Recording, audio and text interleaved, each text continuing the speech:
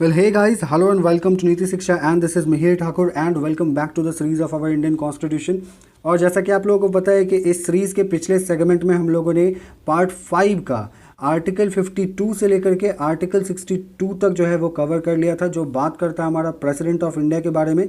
But आज के segment में हम लोग कवर करेंगे आर्टिकल 63 से लेकर के आर्टिकल 73 तक, जो कि बात करता है हमारा वाइस प्रेसिडेंट ऑफ इंडिया के बारे में। ओके तो अभी जो है हमारे इंडिया के वाइस प्रेसिडेंट कौन हैं? तो अभी हमारे वाइस प्रेसिडेंट इंडिया के हैं एम वेंकैया नायडू, जैसा कि आप लोगों को यहाँ पे दिख रहा होगा। तो आज हम लोग इनके पावर्स के बारे में जानेंगे और इनके इलेक्शंस के प्रोसेस के बारे में जानेंगे और सभी चीज़ों के बारे में जानेंगे। इनसे रिलेटेड जितने भी आर्टिकल्स हमारे कॉन्स्टिट्यूशन में हैं उन सभी को देखेंगे। तो शुरू करते हैं आज के वीडियो को। So let's begin. तो सबसे पहले हम लोग स्टार्ट करेंगे आर्टिकल 63 से। आर्टिकल 63 में सब सिंपल तरीके से लिखा हुआ है कि there shall be a vice president of India. जैसे कि आर्टिकल 52 में लिखा हुआ है कि there shall be a president of India, वैसे ही 63 में भी लिखा हुआ है कि there shall be the vice president of India, यानी कि हमारे इंडिया के अंदर में जो है एक वाइस प्रेसिडेंट होंगे। ओके यानी कि उपराष्ट्रपति जो हमारे कंट्री के अंदर में होंगे। जैसे कि आप लोगों को पता है कि अभी हमारे कंट्री के उपराष्ट्रपति कौन हैं। ओके बात करें नेक्स्ट आर्टिकल की, तो आर्टिकल 64 में दिया हुआ है कि the vice president to be ex officer chairman of the council of state. यहाँ पे काउंसिल ऑफ स्टेट कहने का मतलब क्या है और सिंपल तरीके से समझना है तो Rajya Sabha. Okay council of state को राज्यसभा कहते हैं और राज्यसभा के जो है वो चेयरमैन वाइस प्रेसिडेंट ही होंगे। ओके जो भी वाइस प्रेसिडेंट होंगे वही चेयरमैन होंगे काउंसिल ऑफ स्टेट के, यानी कि राज्यसभा के। तो आर्टिकल 64 में क्या दिया हुआ है कि the vice president shall be ex officer chairman of council of state, यानी कि Rajya Sabha, and shall not hold any other office of profit. और किसी अदर ऑफिस को जो है वो होल्ड नहीं करेंगे, कोई भी गवर्नमेंट ऑफिस को जब वो एज अ वाइस प्रेसिडेंट होंगे या फिर चेयरमैन होंगे काउंसिल के, तो उस वक्त किसी और ऑफिस को होल्ड नहीं करेंगे। नेक्स्ट है कि provided that during any period when the vice president acts as president और discharges the function of the president under article 65, यानी कि आर्टिकल 65 के तहत अगर मान लीजिए कि वाइस प्रेसिडेंट कभी भी प्रेसिडेंट के गैर हाजिरी में एज अ प्रेसिडेंट काम कर रहे हैं, यानी कि हमारे देश के राष्ट्रपति अगर किसी कारणवश नहीं हैं अपने पोस्ट पे अपने ऑफिस में, तो उस वक्त में उपराष्ट्रपति को राष्ट्रपति का जो है कार्यभार दिया जाता है। उस कंडीशन में जो है आगे का दिया हुआ है, he shall not perform the duties of the office of chairman of council of state and shall not be entitled to any salary or allowances payable to the chairman of the council of states under article 97।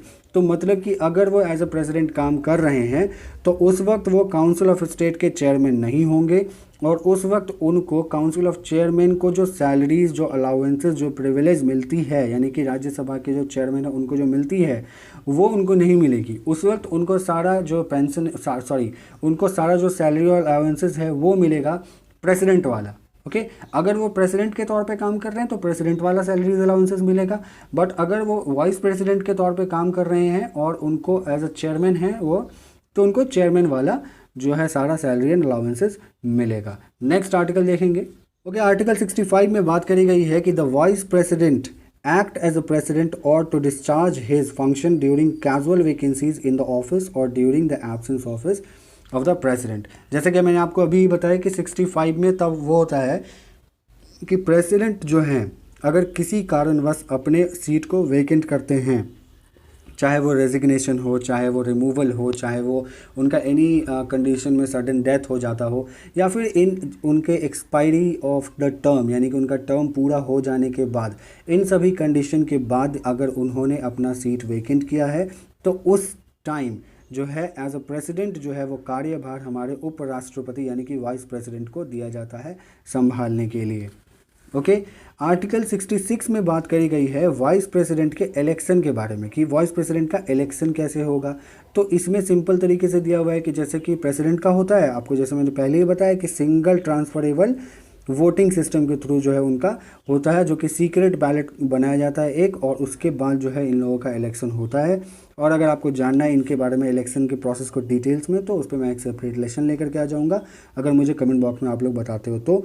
और यहाँ पे कुछ qualifications भी दी गई हैं article 66 में ही कि किस तरीके से जो है कौन कौन से क्वालिफिकेशन को फुलफ़िल करना पड़ेगा अगर किसी इंसान को वाइस प्रेसिडेंट बनना है। तो सबसे पहला जो है वो क्राइटेरिया है कि सिटीजन ऑफ इंडिया यानी कि भारत के नागरिक होने बहुत ही ज़रूरी हैं। दूसरा जो है कि 35 ईयर्स का एज उनका कंप्लीट होना चाहिए और वो क्वालिफाई होने चाहिए काउंसिल ऑफ स्टेट्स के मेंबर बनने के लिए। ओके, तो ये तीनों क्वालिफिकेशन अगर कोई इंसान पूरा कर देते हैं तो उनको वाइस प्रेसिडेंट का इलेक्शन लड़ने का हक है और उनका राइट है वहाँ पे, और वो उनका क्वालिफिकेशन कंप्लीट माना जाएगा। तो ये तीनों जो है वो क्वालिफिकेशन पूरा होना चाहिए। नेक्स्ट आर्टिकल देखेंगे। ओके, नेक्स्ट है हमारा आर्टिकल 67। आर्टिकल 67 में बात करी गई है the vice president shall hold office for a term of 5 years from the date of on which enters upon his office. यानी कि यहाँ पे दिया हुआ है कि वाइस प्रेसिडेंट का टर्म कितने समय का होगा, यानी कि उनका जो ऑफिस का जो ड्यूरेशन होगा वो कितने समय का होगा। तो वो दिया हुआ है कि सिंपल 5 साल का होगा। और कब से होगा? जिस वक्त से वो अपने ऑफिस के अंदर एंटर करते हैं और अपने पद को संभालते हैं, और उस वक्त से जो है उनका 5 साल का जो है वो टेन्योर होता है वाइस प्रेसिडेंट का। आर्टिकल 68 में दिया गया है कि time of holding election to fill vacancy in the office of vice president and the term of office of person elected to fill casual vacancy. मतलब कि यहाँ पे दिया हुआ है कि मान लो अगर किसी भी टाइम अगर मान लो वाइस प्रेसिडेंट का इलेक्शन होना है, क्योंकि अगर वेकेंट हो गया है सीट तो जाकर के इलेक्शन होगा, तो उस कैजुअल वैकेंसी को भरने के लिए तो किस किस तरीके से होगा, क्या क्या रीज़न होगा जिस कारण से जो है वेकेंट माना जाएगा सीट, वो देखेंगे। तो रीजंस ऑफ वैकेंसी में क्या है कि एक तो या तो एक्सपायरेशन ऑफ 5 ईयर का टर्म कंप्लीट हो जाने के बाद उनका सीट वेकेंट माना जाएगा। दूसरा है डेथ, अगर उनका सडन डेथ हो गया किसी कारण की वजह से तो जो है सीट को वेकेंट माना जाएगा। नेक्स्ट आता है हमारा रेजिग्नेशन, अगर उन्होंने अपना त्यागपत्र दे दिया है वाइस प्रेसिडेंट ऑफ इंडिया को, अगर उन्होंने अपना रेजिग्नेशन साइन कर दिया है तो जा करके, और या लास्ट जो है उनका रिमूवल अगर हो जाता है किसी कारणवश, तब जा करके उनका सीट जो है इन सारे कंडीशंस में वेकेंट माना जाएगा। और नेक्स्ट है हमारा आर्टिकल 69। आर्टिकल 69 में दिया गया है oath and affirmation of vice president. मतलब कि हमारे जो वाइस प्रेसिडेंट होंगे उनका ओथ किस तरीके से वो ओथ लेंगे, किस तरीके से कोई अफर्मेशन लेंगे, ये बात जो है आर्टिकल 69 में कही गई है। तो आर्टिकल 69 में दिया है every vice president shall have before entering upon his office make and subscribe before the president or some person appointed in that behalf by him। मतलब कि यहाँ पे एक चीज़ नोट करने वाली है कि वाइस प्रेसिडेंट जो है वो अपना शपथ ग्रहण प्रेसिडेंट के सामने लेते हैं। अगर प्रेसिडेंट नहीं है तो किनके सामने लेंगे? तो प्रेसिडेंट जिस आदमी को अपॉइंट करेंगे, मान लो कि प्रेसिडेंट कोई ए नाम का आदमी है, उसको अपॉइंट करते हैं वाइस प्रेसिडेंट का शपथ ग्रहण करवाने के लिए, तब या तो फिर प्रेसिडेंट या फिर वो ए नाम का आदमी जो है वाइस प्रेसिडेंट को शपथ दिलवाएगा। ओके, तो वो किस तरीके का शपथ लेते हैं वाइस प्रेसिडेंट? तो वहाँ पे ये दिया हुआ है आई ए और बी, मतलब ए बी कोई भी नाम होगा उनका, जो भी वाइस प्रेसिडेंट होंगे उनका। तो I A B do swear in the name of God that I will bear true faith and allegiance to the Constitution of India as by law established, and that I will faithfully discharge the duty upon which I am about to enter। यानी कि वो ये तरीके का शपथ लेते हैं, ये शपथ लेते हैं अपने ऑफिस को ज्वाइन करने, ऑफिस में एंटर करने से के पहले। आर्टिकल 69 में इन चीज़ों के बारे में दिया गया है। नेक्स्ट आर्टिकल देखेंगे हम। नेक्स्ट है आर्टिकल 70। आर्टिकल 70 में दिया हुआ है discharge of president's function in other contingencies. क्या है? तो यहाँ पे देखेंगे आर्टिकल 70 में बात करी गई है कि parliament may make such provisions as it thinks fit for the discharge of the function of the president in any contingency not provided for this chapter. मतलब कि पार्लियामेंट जो है कोई प्रोविज़न बना सकती है अपने प्रेसिडेंट्स के ड्यूटी के डिस्चार्ज के रिलेटेड किसी एमरजेंसी यानी कि कंटेंजेंसी सिचुएशन में, जो है वो पार्लियामेंट को इतना जो है हक, राइट्स जो है वो पावर जो है ये आर्टिकल 70 के तहत दिया गया है। नेक्स्ट है आर्टिकल हमारा आर्टिकल 71 में बात करी गई है कि मैटर रिलेटिंग टू और connected with the election of a president और वाइस प्रेसिडेंट।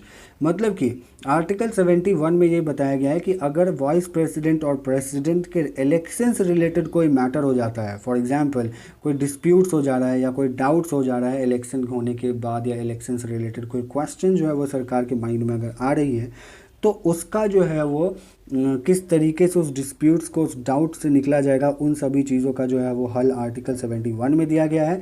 और उसका डिस्कशन जो है वो सुप्रीम कोर्ट करेगी, और सुप्रीम कोर्ट का जो है वो डिसीज़न फाइनल माना जाएगा उस डाउट्स को, उस डिस्प्यूट्स को रिजॉल्व करने के लिए। ओके, तो ये आर्टिकल 71 में दिया गया है।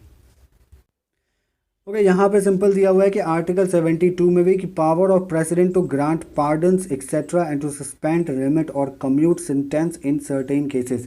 जैसे कि आप लोगों को पता है कि प्रेसिडेंट वाले आर्टिकल में हम लोगों ने देखा था कि प्रेसिडेंट किस तरीके से जो है वो फांसी की सज़ा को माफ़ कर सकते हैं, किस तरीके से कोर्ट मार्शल को भी माफ़ कर सकते हैं, और बाकी किस तरीके की किसी सज़ा को पोस्टपोन कर सकते हैं, रिप्राइव कर सकते हैं।